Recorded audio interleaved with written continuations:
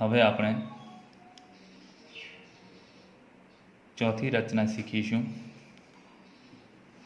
જેની રકમ છે 8 સેમી આધાર અને 4 સેમી વેધવાળા સમદ્વી બાજુ ત્રિકોણની રચના કરો અને પછી બીજો એવો ત્રિકોણ રચો જેની બાજુઓ સમદ્વી બાજુ ત્રિકોણની અનુરૂપ બાજુઓ કરતાં 1.1/2 ગણી હોય. તો આ પ્રમાણેના ત્રિકોણની રચના કરીને એને સમરૂપ ત્રિકોણ રચવાનો છે. તો સૌ પ્રથમ આપણે આ રચના કરવા માટે ફૂટપટ્ટીની મદદથી 8 સેમીનો રેખાખંડ દોરીશું. તો 8 સેમીનો રેખાખંડ આપણે દોરીશું.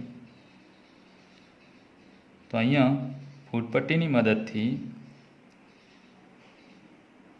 0 થી 8 જેટલું માપ લઈને રેખાખંડ દોરી શકાય, જેને આપણે નામ આપીશું BC, જે 8 સેમી માપનો છે. હવે આપણે અહીંયા BC છે 8 સેમીનો આધાર બન્યો. હવે આપણે 4 સેમી વેધવાળા સમદ્વી બાજુ ત્રિકોણની રચના કરવી છે. તો વેધ દોરવા માટે આપણે રેખાખંડ BCનો લંબ દ્વિભાજક રચીશું. તો એ માટે આપણે બિંદુ બીને કેન્દ્ર લઈ અડધાથી વધારે ત્રિજ્યા લઈ ઉપર અને નીચેના અડધતલમાં ચાપ દોરીશું. એ જ ત્રિજ્યા વડે બિંદુ Cને કેન્દ્ર લઈ ઉપર અને નીચે બંને ચાપ જ્યાં છેદે એ રીતે ચાપ દોરીશું અને બંને છેદતા ચાપથી મળતા બિંદુઓને જોડી લંબ દ્વિભાજક રચીશું.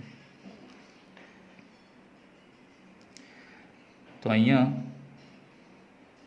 બરાબર ચોકસાઈપૂર્વક આપણે લંબ દ્વિભાજક રચીશું.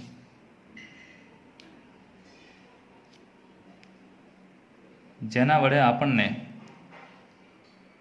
અહીંયા એક બિંદુ મળશે BC રેખાખંડ પર, જેને M નામ આપીએ. હવે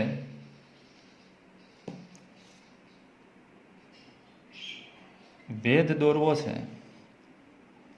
તો બિંદુ Mને કેન્દ્ર લઈ 4 સેમી માપનો વેધ દોરવા માટે ફૂટપટ્ટીની મદદથી આપણે પરિકરને 4 સેમી ત્રિજ્યા જેટલું ખુલ્લું કરીશું. તો ચોકસાઈપૂર્વક માપ લઈશું. 4 સેમી ત્રિજ્યાનું બિંદુ M થી ઉપર તરફ એક ચાપ દોરીશું, જેને જે બિંદુ મળે છે તેને A નામ આપીશું.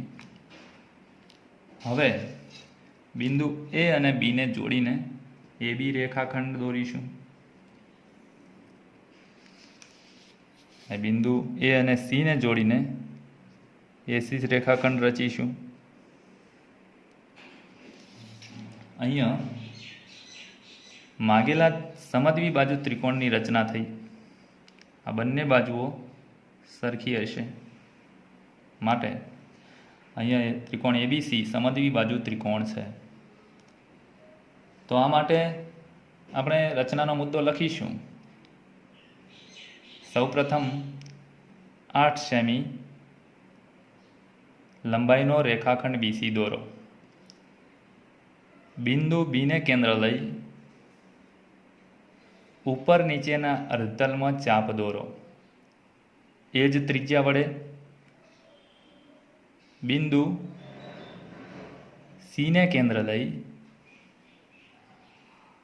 આ દોરેલા ચાપને છેદે તેમ ઉપર નીચેના અર્ધતલમાં ચાપ દોરો કે જેથી મળેલા બિંદુઓને જોડતા રેખાખંડ બીસીનો લંબ દ્વિભાજક દોરી શકાય. લંબ દ્વિભાજક રેખાખંડ બીસીને જ્યાં છેદે તે બિંદુ એમ નામ આપો. બિંદુ એમ ને કેન્દ્ર લઈ 4 સેમી ત્રિજ્યા વડે લંબ દ્વિભાજક પર ચાપ દોરો. જો મળતા બિંદુને એ નામ આપો. રેખાખંડ એબી અને રેખાખંડ એસી રચો કે જેથી આપણને માંગેલો સમદ્વિ બાજુ ત્રિકોણ એબીસી મળે. તો અહીંયા આપણે રચનાનો પ્રથમ ભાગ સમદ્વિ બાજુ ત્રિકોણની રચના કરી. હવે સમરૂપ ત્રિકોણની રચના કરવા માટે આપણે બિંદુ બીમાંથી રેખાખંડ બીસીના નીચેના ભાગમાં લઘુકોણ બને તે રીતે CBX લઘુકોણ બને તે રીતે BX કિરણ રચીએ. હવે અહીંયા આપણે 1.1/2 ગણી બાજુઓ અનુરૂપ બાજુઓ વાળો ત્રિકોણ રચવાનો છે. તો આ જે અપૂર્ણાંક આપ્યો છે એને આપણે મિશ્ર અપૂર્ણાંકને સાદા અપૂર્ણાંકમાં ફેરવીશું. મતલબ કે 2 એકા 2, 2માં 1 ઉમેરાય તો 3/2 ગણી ત્રિજ્યાવાળું આપણે નવું ત્રિકોણ મેળવવાનું છે. તો અહીંયા જોઈ શકાય છે કે આ બંનેમાંથી મોટું માપ કયું? 3. તો 3 સરખા ભાગ આપણે પરિકરની મદદથી કરીશું. તો બિંદુ બીને કેન્દ્ર લઈ BX કિરણ પર 3 સરખા ભાગ અનુકૂળ ત્રિજ્યા વડે કરીએ. 1, 2 અને 3. આ ત્રણેય ભાગને નામ આપીએ. તો અહીંયા બી છે માટે B1, B2 અને B3. હવે આપણે C સાથે આ બિંદુમાંથી કોઈ એક બિંદુને જોડવાનું છે. તો કયા બિંદુને જોડીશું? તો અહીંયા આપણે ગુણોત્તરમાં જોઈશું કે છેદમાં શું છે? 2. માટે બિંદુ B2 ને C સાથે જોડીશું. તો બિંદુ 2 અને C ને જોડો જેથી રેખાખંડ B2C મળે.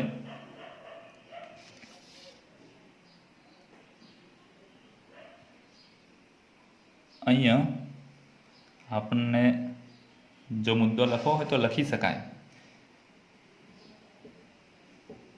રેખાખંડ BCના નીચેના અર્ધતલમાં BX કિરણ દોરો કે જેથી CBX ખૂણો લઘુકોણ બને.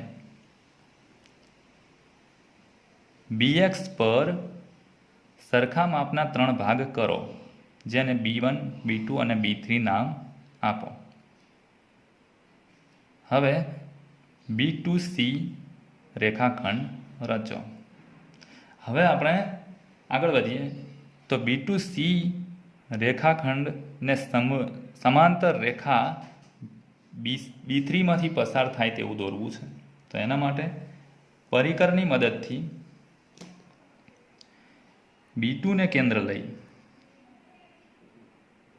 અનુકૂળ ત્રિજ્યા વડે અર્ધવર્તુળ દોરીશું.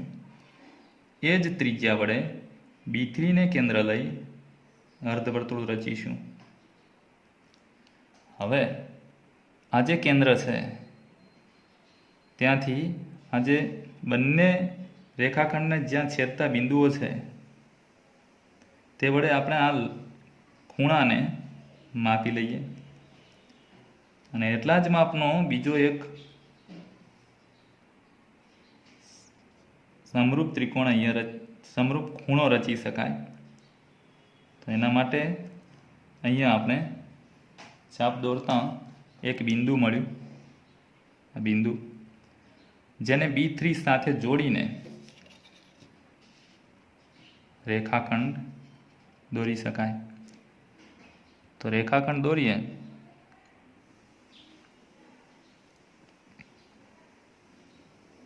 B3 સાથે જોડીને એક રેખાખંડ દોર્યો.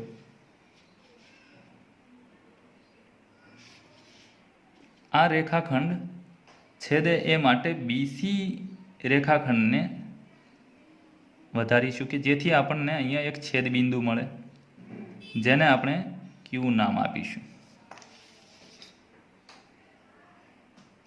હવે આપણે Q માંથી AC ને સમાંતર રેખાખંડ દોરવો છે. તો એ માટે આપણે પરિકરની મદદથી બિંદુ C ને કેન્દ્ર લઈ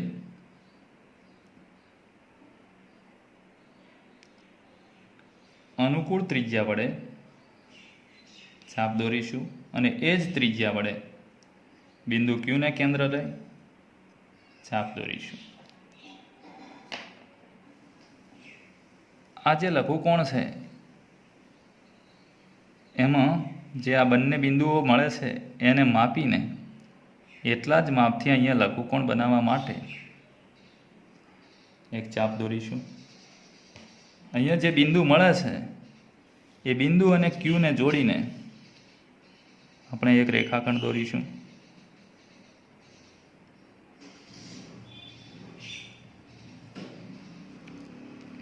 તો અહીંયા આપણને